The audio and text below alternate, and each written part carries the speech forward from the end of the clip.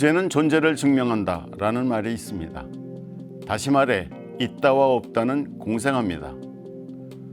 누군가를 생각하지 않으려고 애를 쓰다 보면 누군가를 얼마나 많이 생각하고 있는지 깨닫게 된다는 말이죠.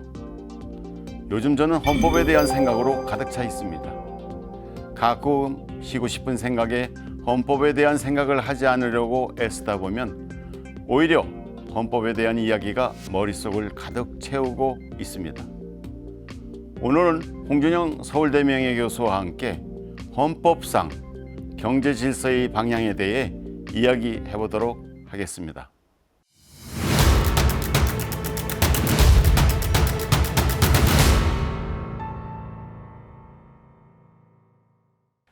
현행 헌법은 경제헌법이라 불리는 제9장에서 경제 질서에 관하여 중요한 의미를 지닌 조항들을 배치하고 있습니다.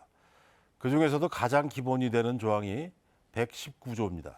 제1항에서 대한민국의 경제 질서는 개인과 기업의 경제상의 자유와 창의를 존중함을 기본으로 한다는 것을 분명히 하고, 제2항에서는 국가는 균형 있는 국민 경제의 성장 및 안정과 적정한 소득의 분배를 유지하고 시장의 지배와 경제력의 남용을 방지하며 경제 주체 간의 조화를 통한 경제의 민주화를 위하여 경제에 관한 규제와 조정을 할 수 있다라고 규정합니다. 이것이 바로 그 유명한 경제 민주화 조항입니다. 헌법에 경제 질서의 대원칙을 정한 것이라고 할 수 있겠죠. 저는 지난 2018년 한국공법학회가 주최한 학술대회에서 경제헌법 개정에 관한 논문을 발표한 적이 있습니다. 당시 발의된 대통령 개헌안을 논의한 자리였죠. 그때 검토한 의견과 그 이후의 상황을 기초로 해서 헌법에 있어 경제질서 조항에 대한 개정 방안과 방향을 제시해 보려고 합니다. 당시 제기된 핵심적 쟁점은 두 가지였습니다. 하나는 경제 민주화를 강화할 것인가, 다른 하나는 토지 공개념을 더욱 강화할 것인가, 이 두 가지 쟁점을 개략적으로 소개해 보겠습니다. 경제 민주화를 지금보다 더 강화하자는 측은 갈수록 심해지는 소득 양극화 현상을 해소하고 경제력 집중과 남용 등 왜곡된 시장 경제 구조를 바로잡기 위해서는 헌법에서 경제 민주화 조항을 강화해야 한다고 주장합니다. 그 주장에 반대하는 사람들은 현행 조항에 근거해도 국가의 규제와 조정이 충분히 이루어지고 있고 지금보다 더 강화할 경우에는 사적 경제활동 부분이 위축될 수 있다면서 경제민주화 조항에 대해 경계하는 눈빛을 보냅니다. 과거 경제민주화 조항에 대한 적대감을 보였던 시장주의자들의 개헌 주장과도 일맥상통한다고 볼 수 있습니다. 경제질서와 관련된 또 하나의 중요한 쟁점은 토지 공개념 문제입니다. 헌법에 토지 재산권에 대한 특별한 제한과 부담을 부과하는 토지 공개념 규정을 별도로 신설할 것인지 여부입니다. 과다한 투기와 불로소득 발생 문제에 대응하기 위하여 현재보다 강력한 규제를 도입할 때 발생할 수 있는 위헌 논란을 해소하기 위해서는 토지 공개념 규정의 신설이 필요하다고 볼 수 있습니다. 토지 공개념을 도입 또는 강화하자는 개헌에 찬성하는 의견은 토지의 유한성, 생산수단, 생활 기반으로서 가지는 토지의 중요성을 고려할 때 토지 공급과 수요의 불균형으로 인한 불평등 문제 등을 해소할 필요가 크고, 또 이것을 해소하려면 토지 공개념 개념이 도입돼야 된다고 주장합니다. 반대 의견은 현재도 개발 제한 구역 등 토지 관련 규제가 강한 측면이 많고 사회적 논란도 크다는 점을 고려해서 토지 공개념 도입에 반대합니다. 먼저 경제와 민주화 조항의 강화 여부를 살펴보겠습니다. 현행 헌법의 경제 민주화 조항, 즉 국가가 균형 있는 국민 경제 성장과 안정, 적정한 소득 분배를 유지하고 시장의 지배와 경제력 남용을 방지하며 경제 주체 간 조화를 통한 경제의 민주화를 위하여 경제에 관한 규제와 조정을 할 수 있다고 규정한 헌법 119조 2항은 물리 해석상 논란의 여지가 전혀 없지는 않지만 경제민주화 조항으로 불리고 있습니다. 이 경제민주화 조항은 1986년 제9차 개헌에 참여한 후에 노태우 정부에서 경제수석을 맡았던 김종인 전 서강대 교수의 이름을 따 김종인 조항으로도 불립니다. 이에 대해 일부 학자들은 김종인표 경제민주화를 독일의 경제민주주의에서 차용한 것이라고 비판합니다. 경제민주화의 대부라 자처하는 김종인 씨는 한국 사회에 생소한 독일의 경제민주주의를 자의적으로 변조했고 자신의 주장 안에 내재된 반자본주의 혹은 사회주의적 속성을 은폐하려고 반대 개념인 경제민주주의와 질서자유주의를 같은 맥락의 개념으로 변조하고 오염시켰다. 경제민주화를 한국형 사회적 시장경제라는 말로 오도했다고 주장을 합니다. 독일의 라인강의 기적을 가져온 것은 반시장적 대안을 모색하는 경제민주주의가 아니라 자유로운 시장 경쟁 질서를 중시하는 질서자유주의, 질서 오르도 리버럴리즈무스라고 보통 얘기를 하는데 질서자유주의를 기반으로 한 사회적 시장 경제인데 오늘날에도 독일의 사회적 시장 경제 안에는 우리나라 같은 국가 주도의 경제관과 마구잡이 기업 규제는 존재하지 않는다고 비판하는 것입니다. 일리가 전혀 없지는 않겠지만 이런 비판은 그러나 수긍하기가 어렵습니다. 87년 헌법에 신설된 국가의 경제에 대한 규제나 조정 사유들은 문헌상으로는 사회주의나 과거 독일 3인당의 경제민주주의가 아니라 독일의 질서자유주의, 사회적 시장 경제의 그것과 유사하기 때문입니다. 김종인 씨 스스로 수뢰한 바 있듯이 한국식 경제민주화는 독일의 질서자유주의, 사회적 시장 경제와 매우 유사하고 제2차 세계대전 이후 서독이 택한 경제 운영 방식으로 시장의 지배가 아닌 법의 지배에 중점을 두는 것이라고 합니다. 그는 경제민주화가 독일의 경제민주주의와 용어가 비슷하지만 독일의 사회적 시장 경제와 내용상 유사한 측면을 지니고 있다고 하면서 사회적 시장 경제는 시장 경제를 더욱 튼튼하게 만들고자 하는 원리이지 사회주의를 하자는 말은 아니다 이렇게 설명합니다. 이런 오해와 논란을 겪으면서 경제민주화 조항은 사회적 시장 경제와 함께 우리 헌법의 경제 질서를 대표하는 징표가 되었습니다.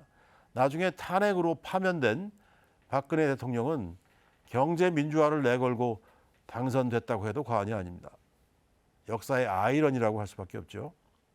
박근혜 정부가 이후에 경제민주화 노선을 폐기하고 창조경제라는 알쏭달쏭한 용어를 만들어내자 김종인 당시 비대위원장은 정체불명의 단어라고 비판을 했다고 합니다. 또 하나의 웃픈 정치 에피소드입니다.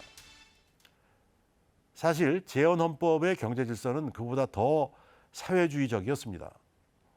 재헌국회의 헌법기초위원회에서 헌법 초안의 원안을 만든 당시 유진호 고려대 교수는 우리나라는 경제 문제에 있어서 개인주의적 자본주의 국가 체제의 편향함을 회피하고 사회주의적 균등 경제의 원리를 아울러 채택함으로써 개인주의적 자본주의의 장점인 개인의 자유와 평등 및 창의의 가치를 존중하는 한편 모든 국민에게 인간다운 생활을 확보해야 하고 그들의 균등 생활을 확보하려는 사회주의적 균등 경제의 원리를 또한 존중하여 정치적 민주주의와 경제적 사회적 민주주의라는 일견 대립되는 두 주의를 한층 높은 단계에서 조화하고 융합하려는 새로운 국가 형태를 실현함을 목표로 하고 있는 것이다.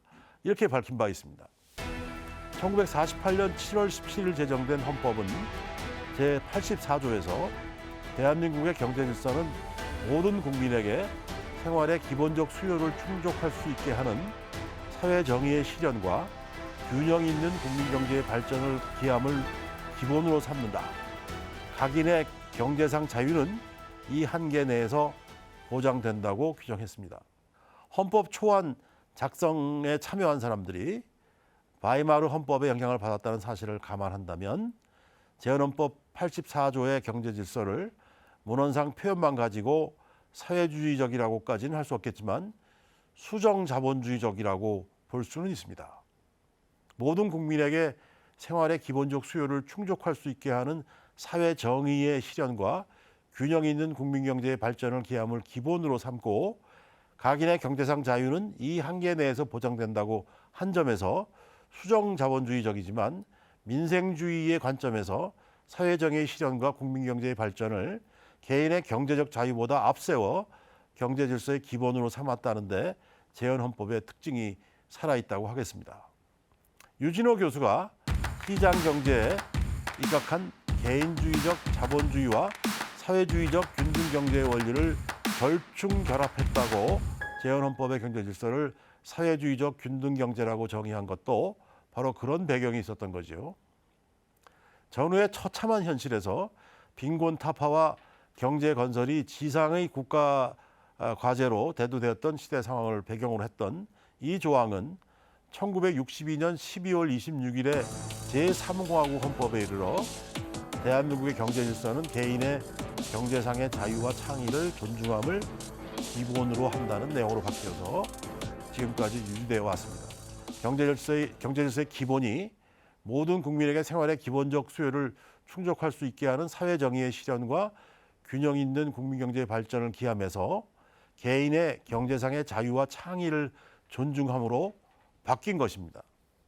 개인의 경제상의 자유와 창의 존중을 대한민국 경제 질서의 기본으로 삼는다는 이 원칙의 전환이 독재 정권이 주도한 개헌을 통해 관철되었다는 점은 역사의 아이러니라 하지 않을 수 없습니다.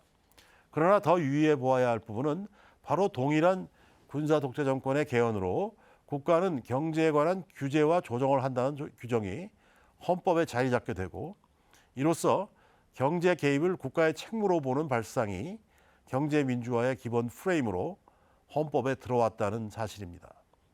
이 조항은 1972년 이른바 유신헌법 116조로 내용의 변경 없이 계승되었습니다.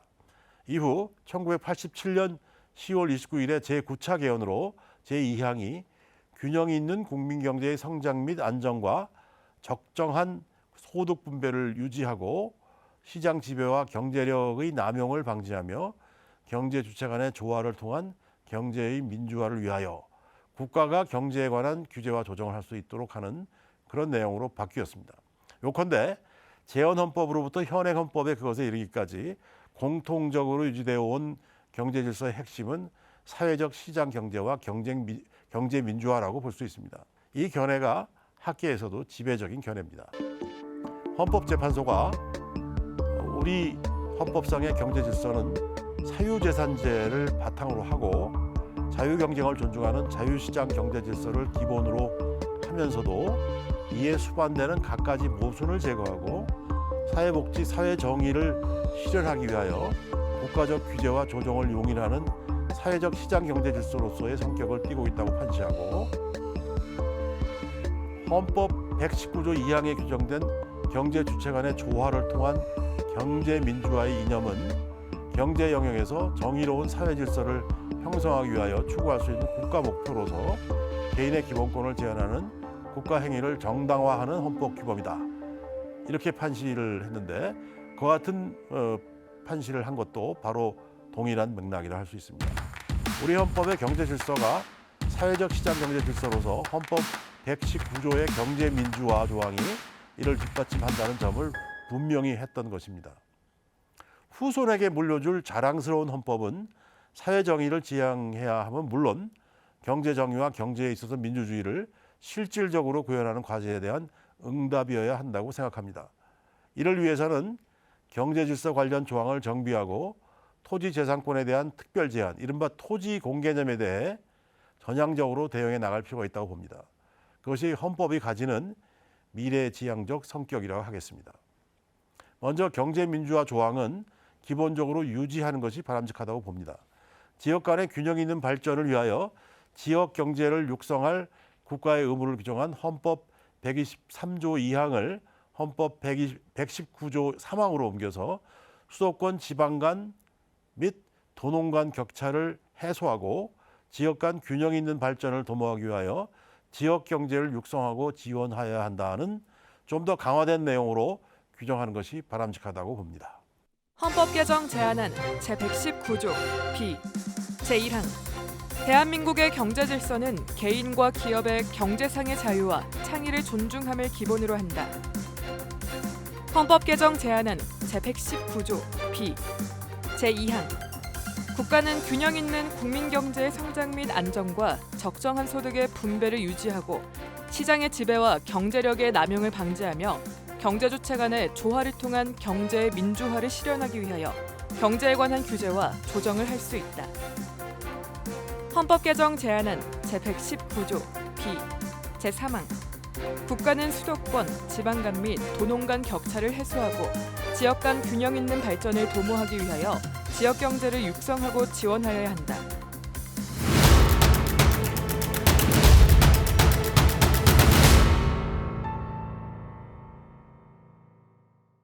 오늘은 헌법상 경제 질서의 방향에 대해서 홍준영 서울대 명예교수와 함께 해봤습니다.